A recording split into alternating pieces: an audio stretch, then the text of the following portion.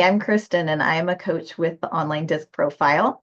I wanted to explain a little bit about what's involved in our coaching, which is based on the disc profile itself.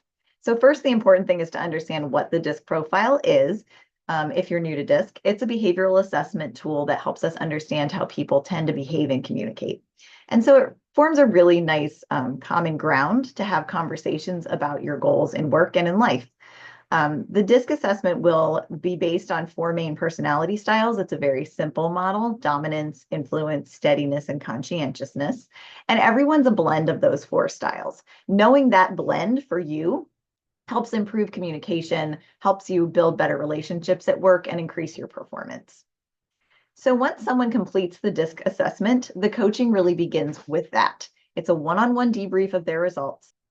That's where I walk the person through their DISC profile, what their dominant style is, how that shows up in their everyday behavior, what their strengths and blind spots might be, how they react under stress, and how other people might perceive them based on that style.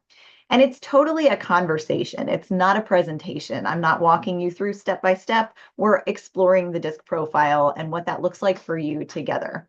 The real power of DISC comes from connecting those dots between the report itself and then the real life situations and how you show up.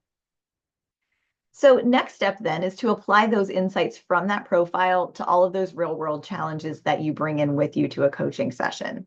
This can mean things like improving communication with a teammate that has a very different style, learning how to adapt your behavior in a leadership position or in a customer facing role, navigating conflict in the workplace or a stressful situation, or even just increasing your self-awareness to boost your emotional intelligence. So this part is highly customized based on the person's goals, and that's why we ask you to bring at least one goal to your coaching session. After discussing all that, if we have time, we work on action planning, and that means helping you take what you've learned and use it in an intentional way going forward. So you might choose one relationship to work on. You might practice flexing into a less natural behavior or stretching out of that comfort zone, or you may do the opposite and choose some really well-formed boundaries to keep yourself from those stress behaviors in the future. One thing I always like to mention is that coaching is really about progress, not perfection. And the nice thing with DISC is that it gives us a common language to talk about behavior without anything feeling judgmental.